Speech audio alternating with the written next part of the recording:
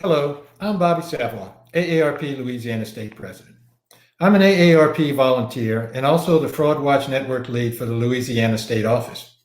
Today, I'm joined by Carmen Million, President and CEO of the Better Business Bureau of South Central Louisiana. Carmen, thank you for joining me again today. I know we've talked several times in the past and generally related to avoiding scams and fraud and those kind of things. So I'm really happy to have you share your expertise on what fraudulent activity our members might encounter during a time of disaster recovery, like what Louisiana is currently going through. Well, Bobby, first of all, thank you for having me. And we know that the segment of the population that we're targeting are actually the potential victims.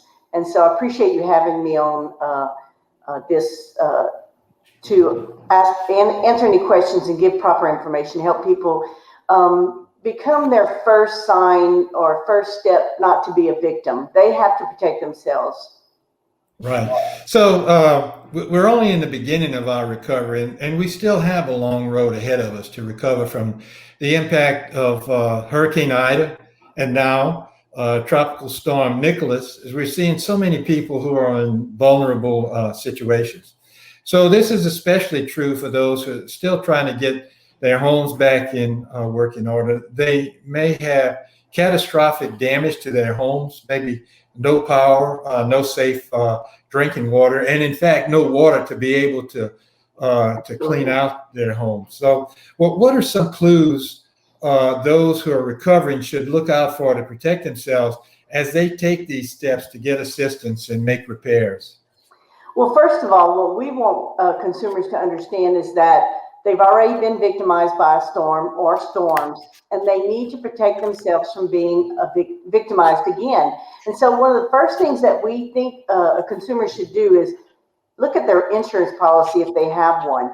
And they want to make sure they understand what's covered. They need to reach out to their agent, make sure they're all on the same page before they start hiring somebody to get on their property. Because you want to make sure it's covered. If you let somebody do work and they do damage or they do something that may not be authorized by your insurance agent, then they may be out of pocket. So they need to understand their policy. Of course, they should have read their policy before the storm, but we realize that most people don't. Understand your policy, get with your agent, don't hire somebody until you do your homework. And don't let anybody own your property until you verify that they are licensed, insured, and bonded, because you don't want somebody on your property that may get hurt and hold you liable.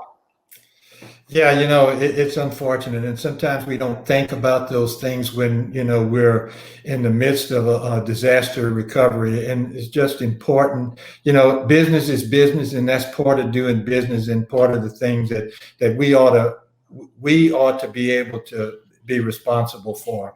So in the digital age, things seem to get even more complicated to understand. And so what are some of the creative ways that scammers are attempting to take advantage of vulnerable and maybe desperate people who are trying to get back on their feet after a disaster like these two events we've just been through? Well, first of all, we do know, and we've had those calls from consumers and businesses who make a bad decision in a bad situation because they are desperate, because they are in a bind and they need to get something done immediately. So we caution both businesses and consumers to take a step back, take a breath before you make a bad decision. We understand it, but we want to prevent you from doing that. And so one of the things that we're seeing, and we're actually getting those calls from local small businesses who are consumers also, that are being told that they can get for instance, a Fema grant for, in one case, they said $15,000. And of course, you don't have to pay it back. Well, we all know grants are free. But in order to get a grant, you have to apply for a grant. And in this case, what they're telling these businesses, and in some cases consumers, that they have to pay a $250 processing fee. Well, first of all, FEMA is not going to email you or ask for money up front or do any of those things. So that's a warning sign right there. And then they're asking people to get a cash card, which warning bells should be going off immediately. because when you give a cash cord, you're basically giving them the numbers on the cord. They're removing that $250, and chances are they're going to call you back or email you back or whatever the case may be and tell you that they need more money. And we know people have lost thousands of dollars on this. Our suggestion is, if you have a question about a grant or federal help, contact FEMA. If you don't or can't get that number, contact the Better Business Bureau, and we'll get you the proper information to contact them directly. Yeah, so the takeaway is go to the source. Don't rely on a cold call, to tell you you've won this prize when there is no prize there to be had. Absolutely. So, and that's just so unfortunate that during this time and with so many people out of work to start with from COVID, and then now adding these major natural disasters on top of that, scammers also are posing as fake charities. So how can we know if a charity is real or fake? Well, first of all, there are a couple of things with charities. One, if you're one of those people that really want to help a community nearby and you want to start this collection of food and water and donations, you need to really be understanding on what that connection is with that city, how you could get that those food and supplies to them. You don't want to just set up something and go give it to or try to get it to them. In some cases, if you don't, then that will be spoiled. We've seen that time and time again. Unfortunately, anytime there's a disaster, fortunately, when there's a disaster, you see the good in people. Unfortunately, you also see the bad in people. And there are scammers that are looking for opportunities to take advantage of you, and one of those is charities. They will borrow part of a name of a legitimate organization and contact people, ask for donations to help a particular disaster area. What we want consumers and businesses to understand, that it's so important that they investigate before they invest. If you give to a charity, it makes you feel good, but the money didn't go to the cause, you've defeated the purpose of giving. It's your responsibility to monitor your giving. Don't be afraid to ask questions. You should check with the Better Business Bureau on that charity before you give. And also, you want to make sure you do your homework and don't allow sympathy or somebody to make you feel bad in order to encourage you to give. It's so important that your money actually goes where it's needed. Right. And, after a disaster, people who may not be directly impacted by that disaster feel like they want to do something. And we have giving hearts. We want to make sure that, we want to do these things. And I think a couple takeaways from what you've said is always do your research. And if you get a call from someone posing as a charity, stop and think about that a minute. Mm-hmm. And we'll put up on the screen a website that folks can go to where they can find out whether that charity is real or not, what the charity, to whom and what they give money to make certain that the money that you give is going to the purpose that you want it to go to. Absolutely. So if we can talk about contractors just a bit, can you tell us about some of the research that individuals can do when it comes to contractors and contractor scams, and how difficult that it might be to navigate to get to that information? Well, the first thing we want consumers to understand is when there's a disaster, for instance, in the magnitude of when Lake Charles had both of those storms hit them, their local contractors are going to be overwhelmed. So they are going to need some help from outside contractors. Having said that, in a disaster, we do know that there are going to be storm chasers hitting the area. Some are good and some are not so good.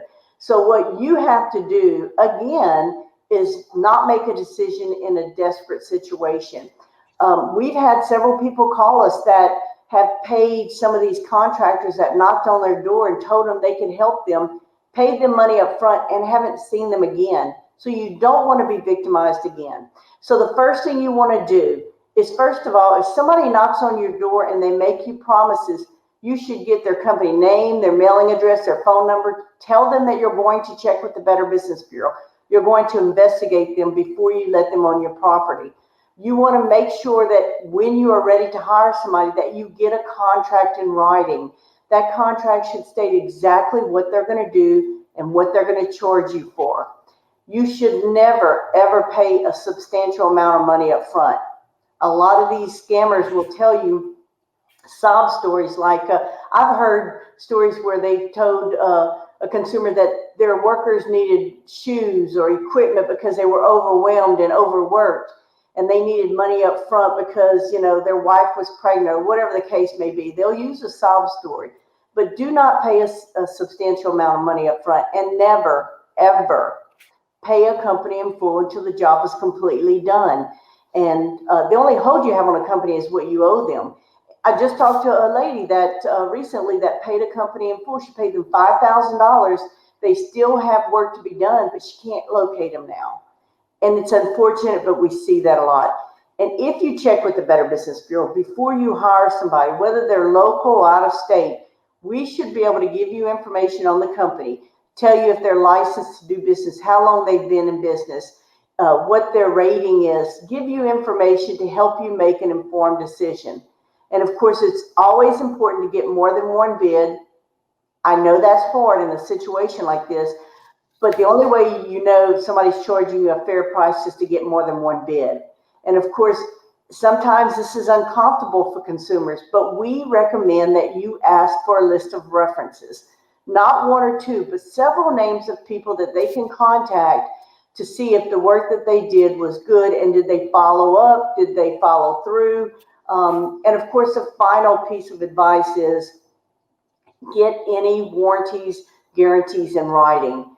Don't assume that you have one. Get it in writing and make sure it clearly indicates what they're responsible to do if there's a problem with the work they've done.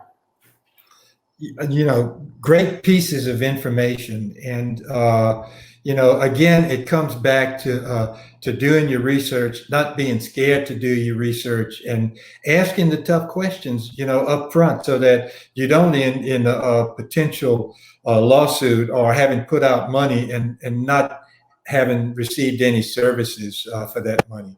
And this about contractors and contractor frauds is another conversation that we could spend a lot of time on, and they are two good sources to go to find out about that contractor. The Better Business Bureau, and Louisiana has a licensing board for contractors that can give you some of that same information. So don't be scared to do the research. Don't be scared to ask the question. Just do the right thing, so that, you know, you're protected in the end.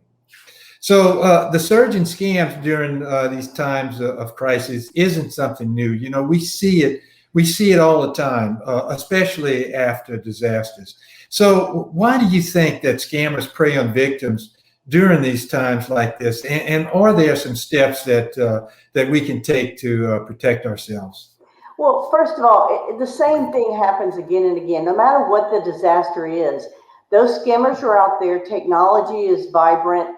They're able to see what's going on in the world, and they know how to target people. And so what you have to be as a consumer and a business is your first line of defense.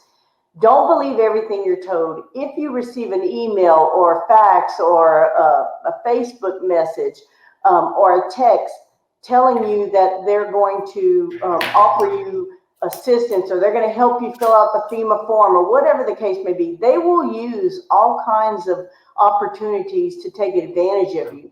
But you have to learn to protect yourself. If you don't, nobody else can.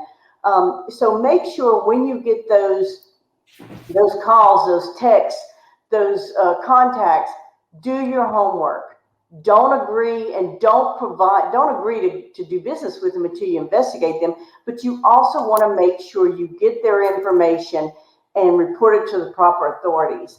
And whatever you do, don't give them personal financial information. Don't give them your social security number.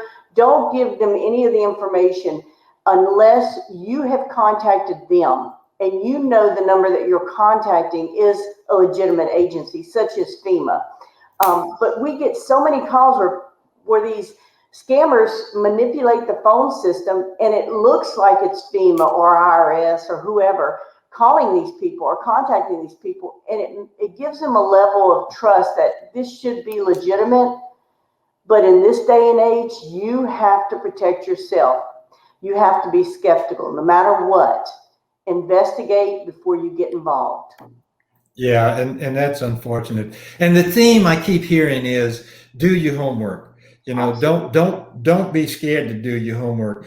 And you know, it's hard for people to understand that scammers, this is a business for them, and they steal billions of dollars from people every year. So this is just another item in their portfolio of how to steal from people. So you get a cold call, you know, somebody shows up at your door. Who are they? Where'd they come from? Are they legitimate? You know, and there's sources to check those folks. And you get an email on your computer or your phone. Don't click on a return. Go to the source, and you know you'll get more accurate information doing it that way. So, Carmen, you know, we have a plethora of scammers out there. It's the assistance scams, the charity scams, the contractor scams, and then others that we haven't even talked about or touched on. So one thing we can all do to protect ourselves and our loved ones, again, is be vigilant, do our homework, do our research. And when doing our research, we need to stick to well-known websites when we're doing that, and always hyper aware of where our charitable contributions are going and what those contributions will be used for. But above all, stay safe as we recover from the effects of Hurricane Ida and Tropical Storm Nicholas. So these tips have been great tips, and we want people to take advantage. And you know, they can always go to our website. They can go to your website to get more information, make a phone call, talk to us, talk to our consultants. So it's always good to talk to you in the conversations that we've had in the past, and this has been a great conversation again today. So any closing comments, Carmen, before we end this conversation? Again, be your own first step of defense, but also, I just had a thought, also, you may know better, but you may have a friend or family member that doesn't. So open that conversation with the people around you and let them know of the potential scams. And if they have any questions, that they have somebody that they can talk to. And of course, that would be the Better Business Bureau also. But open that conversation. The more people who talk about this and who, if they're aware of a scam, that they open that conversation with their family, their friends, their coworkers, it's a better chance that they will not be a victim. Yeah, again, great advice. So on behalf of AARP Louisiana, Carmen, I want to thank you for your time and for joining us in this conversation.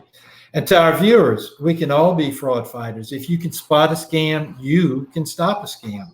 So you should report scams to local law enforcement. And for help from AARP, you can call 1-877-908-3360 or visit the AARP Fraud Watch Network at www.aarp.org/fraudwatchnetwork.